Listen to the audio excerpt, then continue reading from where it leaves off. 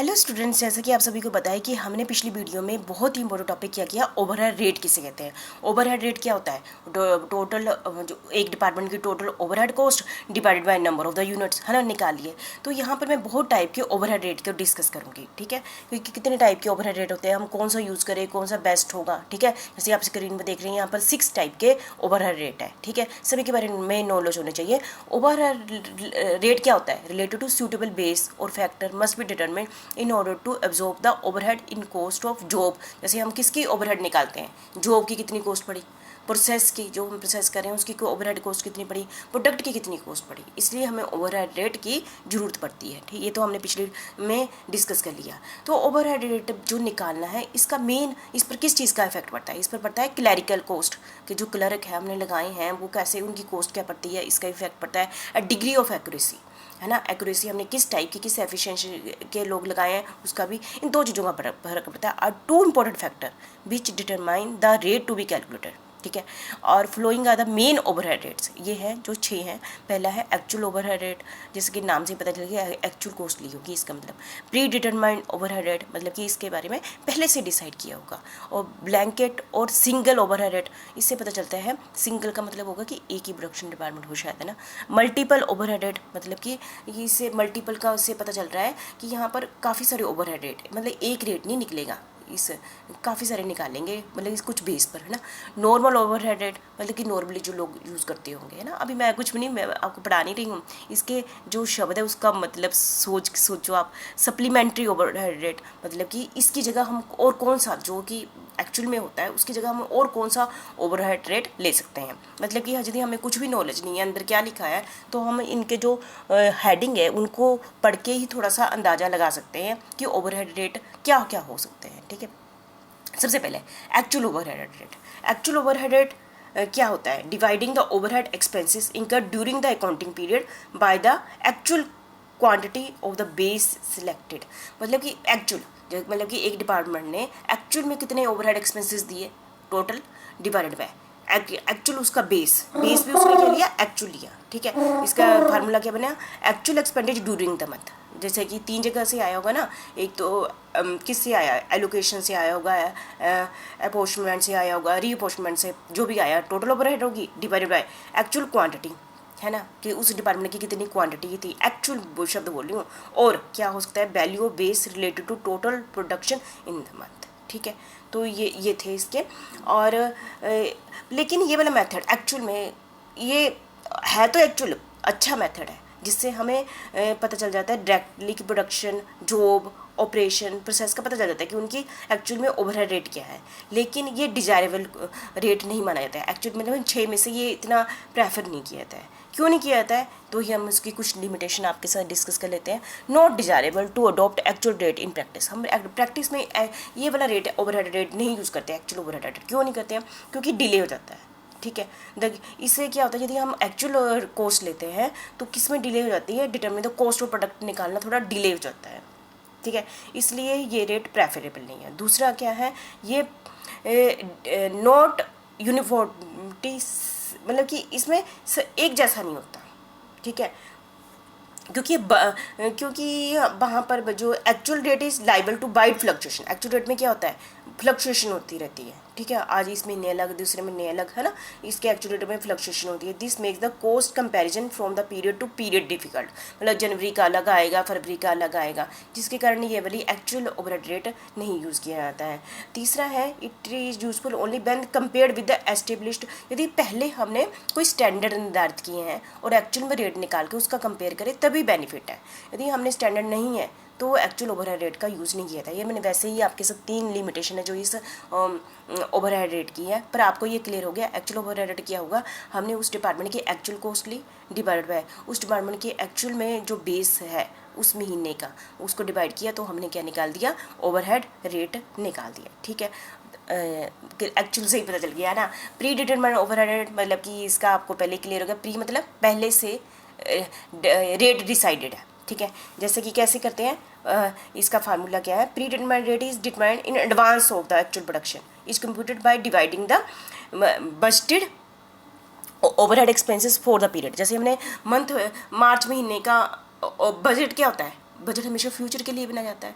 इसका मतलब जो मार्च महीने का ओवरहेड एक्सपेंसेस है उसका डिसीजन फरवरी या जनवरी में ले लिया गया है। ओवरहेड एक्सपेंसेस अगले महीने कितने होंगे वो लिख दिए, एक्चुअल में नहीं है, जिसके बारे में पहले ही सोच लिया, और divided by budgeted base of the period उस और हमने फरवरी महीने में सोच लिया है कि मार्च महीने में कितने यूनिट बनाने हैं, ठीक है, कितना खर्चा होगा और कितने यूनिट बनाने हैं, कितने घंटे बनाने हैं, है ना। बेस तो अलग बड़े सारे टाइप के ना, तो उसको हम कहते हैं ओवरहेड रेट, प्री डिटरमाइन पहले से ही डिसाइड कर लिया, ठीक है।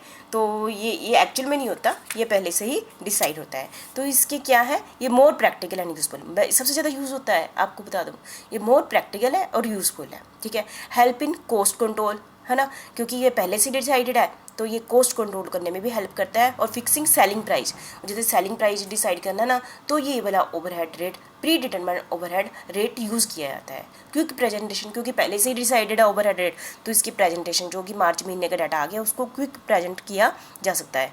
और इसमें क्लैरिकल वर्क भी कम होता है as compare to actual overhead rate के कंपेयर में, ठीक है। तो बस ये है, मतलब यूज़फुल है, मतलब ये ज़्यादा उसके कंपेयर में इसको इंपॉर्टेंस दी गई है। इट में पर इसकी लिमिटेशन भी क्या है, मतलब इसका ड्रॉबैक क्या है, इट में गिव राइज टू ओवर और अंडर ऑब्जर्वेशन ओवरहेड। वो तो नेचुरल बात है, क्योंकि ये हमारा अंदाजा है, प्री डिटरमाइंड है, तो एक्चुअल तो है नहीं ना, इसलिए ये एक्चुअल से थोड़ा कम भी हो सकता है और ज़्यादा भी हो सकता है, ये इसकी लिमिटेशन है। बाकी ये मैक्सिमम यही यूज़ किया था, जल्दी से रिजल्ट बना लेते हैं, जल्दी से प्रेजेंटेशन होती है, क्लैरिकल वर्क कम होता है, और सेलिंग प्राइस डिसाइड करना होता है मार्केट में फटाफट, तो इसी के बेस पर किया जाता है। और कॉस्ट को कंट्रोल करने के लिए भी यही method, pre determined overhead rate को ज़्यादा इंपॉर्टेंस दी जाती है। मुझे लगता है सेकंड हो गया आपको ओवरहेड रेट। थर्ड है हमारा ब्लैंकेट और सिंगल ओवरहेड रेट, ब्लैंकेट और सिंगल ओवरहेड रेट, ठीक है। ये वाला single overhead rate is computed for the factory as a whole, सभी फैक्ट्री, पूरी फैक्ट्री का एक, तो इसका मतलब सिंगल ओवरहेड रेट निकाला जाता है। तभी तो इसको सिंगल और ब्लैंकेट और प्लांट वाइड रेट कहा जाता है, ठीक है। कैसे क्या लिखा जाता है, overhead cost for the entire factory, सारी फैक्ट्री का, ठीक है ना, ऐसे एक डिपार्टमेंट की नहीं, सारी, क्योंकि हमारे पूरी फैक्ट्री को एक डिपार्टमेंट मान लिया, सारी फैक्ट्री का ओवरहेड कॉस्ट डिवाइडेड बाय पूरी फैक्ट्री का जो भी महीना डिसाइड किया होगा उसका total quantum of the base selected, जो कोई भी आपने बेस सिलेक्ट किया उसको डिवाइड करके और क्या आ जाता है, रेट पर यूनिट आ जाता है। बस ब्लैंकेट और सिंगल ओवरहेड रेट इसे कहते हैं। और ये कहाँ पर यूज़ होता है, खुद ही सोच लो, यदि पूरे फैक्ट्री को ही एक डिपार्टमेंट मानकर ओवरहेड रेट निकालें तो इसका मतलब कि वो छोटा होगा, है ना, अप्लाइड संभाल कर कंसर्न। और जब वहाँ पर प्रोडक्ट कौन सा बनता होगा, वन प्रोडक्ट बनता होगा, product pass all the operation और डिपार्टमेंट्स, जो भी प्रोडक्ट वहाँ पर बनता है ना, वो सारे डिपार्टमेंट से होकर गुजरता है। मतलब वो प्रोडक्ट सभी क्योंकि वो वहाँ पर एक ही प्रोडक्ट बनता होगा, तो इसका मतलब कि जो उतने ही डिपार्टमेंट होंगे जो उसकी हेल्प करते होंगे, तो सभी डिपार्टमेंट से होकर वो गुजरता है।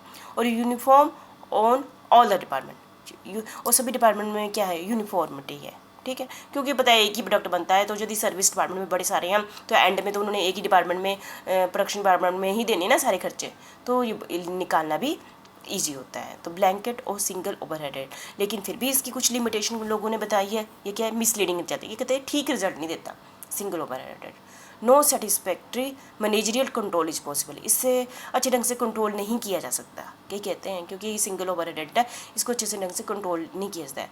Valuation of work in progressive एररनेस, मतलब कि इसमें ज़्यादा एरर रहती है, ऐसे कुछ लिमिटेशन बताई गई है। तो आपको क्लियर होगा ब्लैंकेट और सिंगल ओवरहेड रेट कौन सा होता है, जिसमें पूरी फैक्ट्री का एक ही रेट निकाला जाता है और पूरी फैक्ट्री के ओवरहेड को एक मानकर divide by total quantum of the base selected से डिवाइड किया जाता है, ठीक है। 3 हो गए आपके।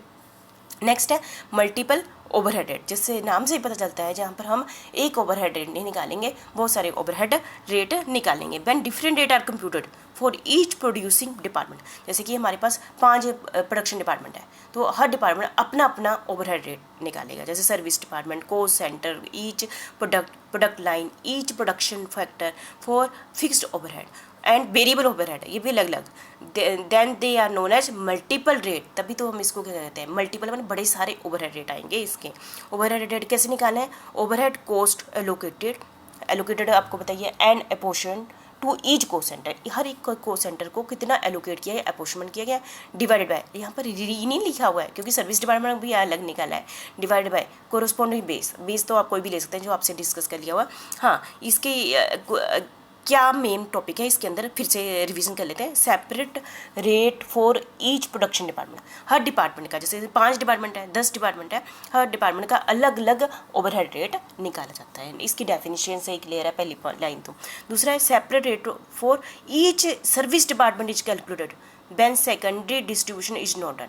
देखो मैंने ये पिछले किसी भी ओवरहेड रेट में नहीं कहा, यहाँ सर्विस डिपार्टमेंट का भी ओवरहेड नहीं निकालना है।